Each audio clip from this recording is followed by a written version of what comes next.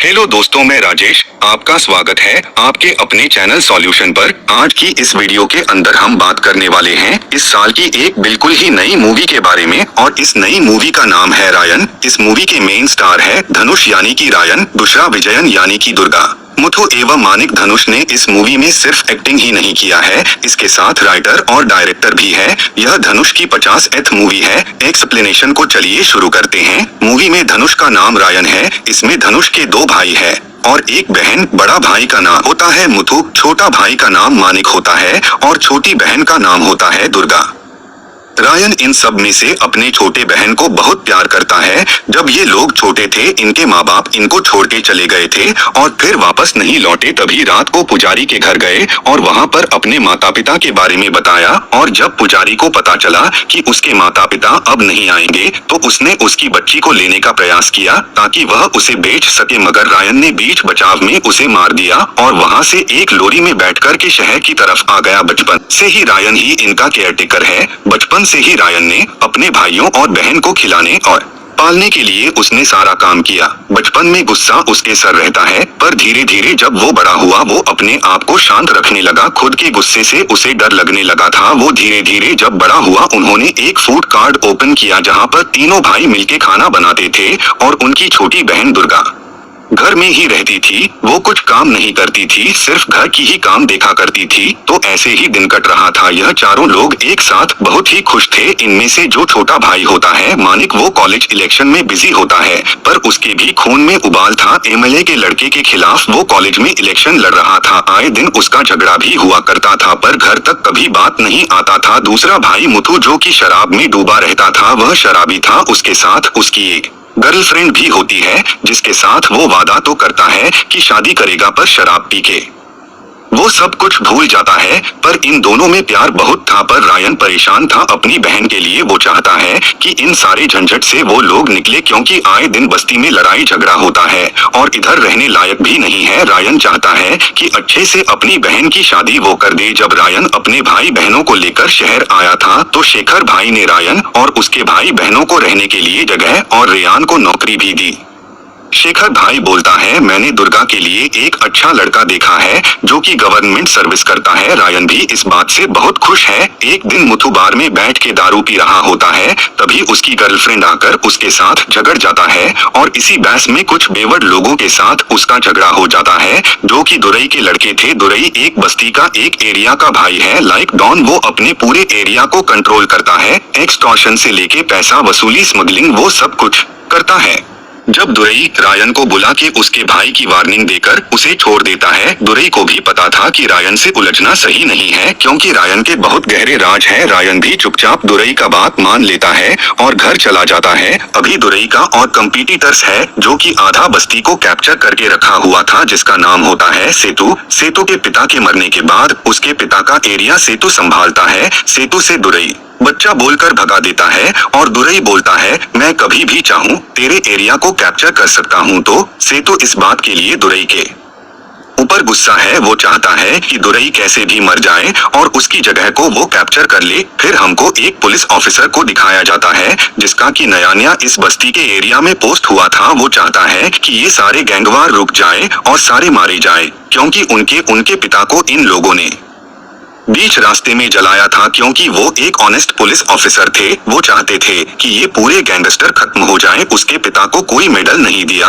और ना उनको कोई रिकॉग्नाइजेस मिला। उनकी बॉडी को रातों रात गायब कर दिया गया। वो बस एक मिसिंग केस बन के रह गए। मुथु के आए दिन शराब पीने से और हर जगह झगड़ा करने से रायन को बहुत ही प्रॉब्लम था। वो नहीं चाहता कि उसके बाहर के झगड़े घर तक आए, क्योंकि घर में उसकी बहन दुर्गा भी होती है। दुर्गा भी मुथु को समझाती है, पर मुथु नहीं समझता। रायन बोलता है, तू चुपचाप खा कैसे लेता है। यह सब कुछ सुनने के बाद और उसको जलील करता है। ये बाहर कितना भी झगड़ा कर ले, पर भाई के सामने इसका मुंह नहीं खुलता।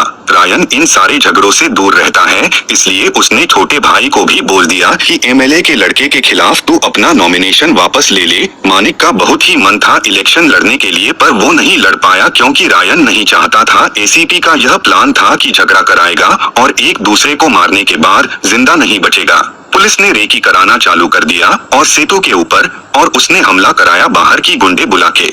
सेतु उस अटैक से बच गया पर उसका शक गया दुराई पर था, जिसमें 2 हमलावर मारे गए। बाकी के हमलावर पुलिस के पास अपने काम के पैसे मांगने गए तो पुलिस वालों ने उनको ही मार दिया। पुलिस कोई प्रूफ नहीं रखना चाहती थी। वो सेतु भी उधर गुस्से में है। वो चाहता है कि दुराई मारने के लिए अपने लड़कों को भी भेजता है, पर मुथु वहाँ पर भी दारू पी रहा होता है। और मुथु को उस दिन रायन ने बहुत भला सुना दिया था कि बहन के शादी के लिए दहेज लगाएगा तू, कुछ कमाता नहीं है। इसलिए गुस्से में वो दारू पी रहा होता है और ये पूरे गैंग के साइड में बैठकर दारू पी रहा होता है। एसीपी अपने लोगों को नजर रखने के लिए बोलता है उन दोनों में झगड़ा हो। इससे पहले मुथु को किसने कुछ बोल दिया था। फिर क्या था जो झगड़ा दोनों गैंग के अंदर होना था, उसमें मुथु भी इवॉल्व हो गया और उन लोगों में घमासान फाइट हुआ। उस फाइट के बीच दुराई का बेटा मर जाता है। मुथु घर नहीं आता तो रायन और मानिक मिलके उसको ढूंढने के लिए जाते हैं, पर मानिक को वह मिल जाता है और फिर उसको घर लाते हैं। मुथु थोड़े थोड़े होश बोलता है कि उन्होंने पहले झगड़ा शुरू किया था,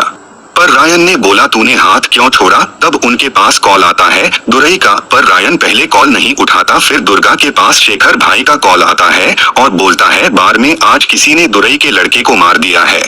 तब तो दुर्गा शॉक हो जाती है जब रायन को पता चलता है। उसके पैरों तले से जमीन खिसक जाता है। तभी दुरई भाई का फोन आता है रायन के पास। रायन फोन उठाता है और दुरई बोलता है अपने भाई को आज रात को ही मेरे पास ले आ और अब से मान तेरा सिर्फ एक भाई और बहन है। पूरे घर में सन्नाटा था। रायन को भी नहीं पता था कि वो आगे क्या करेगा। फिर उसके पुराने पास्ट उसके सामने आ जाते हैं और हम देखते हैं कि तीनों भाई जाते हैं, दुराई को खत्म कर देते हैं और इंटरवल हो जाता है। रायन फिर घर आता है और उसकी बहन दुर्गा उसको पानी से नहलाती है। शतु शौक में चला जाता है कि दुरई को हमने नहीं मरवाया तो किसने। उसके घर में जाके दुरई को मार दिया और उनके लोगों को जहाँ पर कोई भी नहीं बचा। रायन घर आके मुथु को बहुत मारता है और बोलता है तेरे वजह से मेरी पूरी फैमिली खत्म हो जाएगा, तो अगर मेरे भाई ना होता तुझे आज मैं उधर ही मार डालता। फिर वो शेखर भाई से बात करता है कि हमको इधर से जाना पड़ेगा, पर शेखर भाई समझाता है कि 2 दिन में दुर्गा की शादी है जो कि फाइनल हो चुकी है। अगर हम चले जाते हैं बहन की शादी नहीं होगी तो 2 दिन तक तुम चुप रहो और नॉर्मल बन के रहो। किसी को पता नहीं है कि उसको किसने मारा है। पर रायन को पता था आज नहीं तो कल सेतु को पता लग जाएगा और वही हुआ। सेतु को पता लग गया और सेतु ने उसको मिलने के लिए बुलाया और अपने गैंग में शामिल होने के लिए भी, पर रायन मना कर देता है यह बोल के कि मैंने कुछ भी नहीं किया। पर सेतु को समझ में आ गया था कि इसी ने ही दुरई को मारा है, इसलिए वो रायन के पीछे आदमी भेजता गया और रायन एक के बाद एक को खत्म करते गया।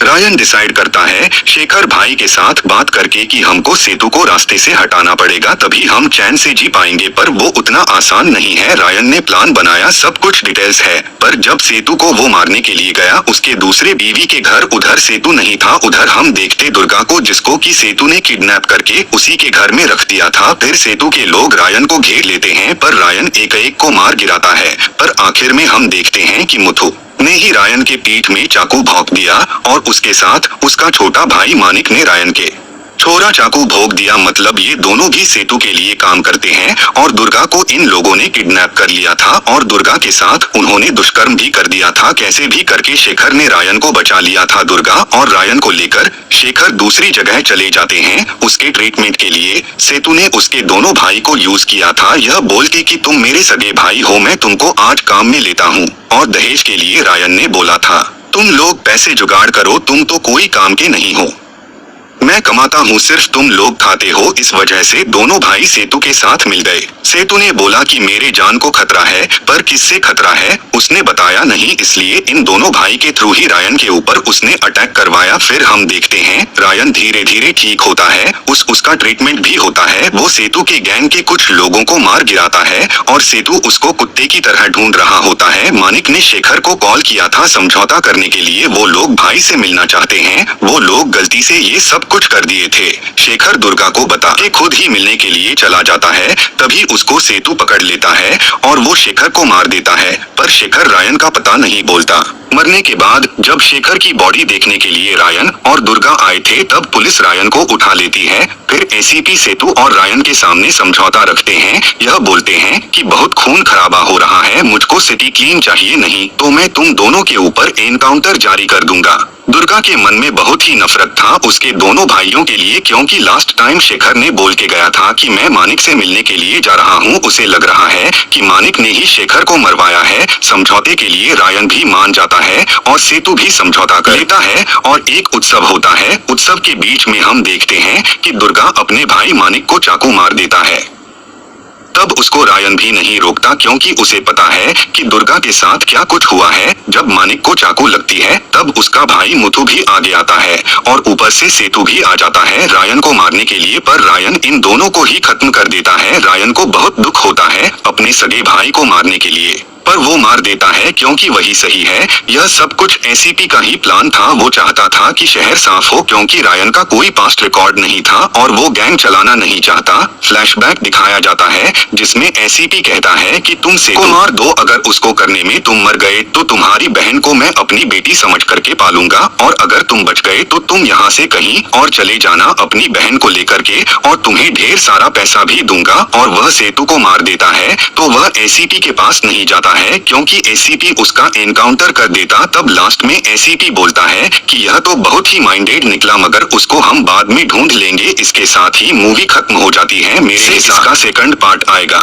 दोस्तों, यह मूवी की एंडिंग बहुत अच्छी हो सकती थी। जिस तरह से उसने दुरई को मारा था, ठीक उसी तरह से अपने भाइयों के साथ मिलकर सेतु को भी मार सकता था। इस मूवी की स्टोरी थोड़ी सी मिसमैच जरूर हुई है। और आपको वीडियो पसंद आई हो तो प्लीज एक लाइक जरूर मारिए, और अगर आप हमारे चैनल को पहली बार देख रहे हैं तो सब्सक्राइब वाले बटन पर टमाटर मारिए या अंडा मारिए, बस सब्सक्राइब वाला लाल बटन दबाना चाहिए। Thank you.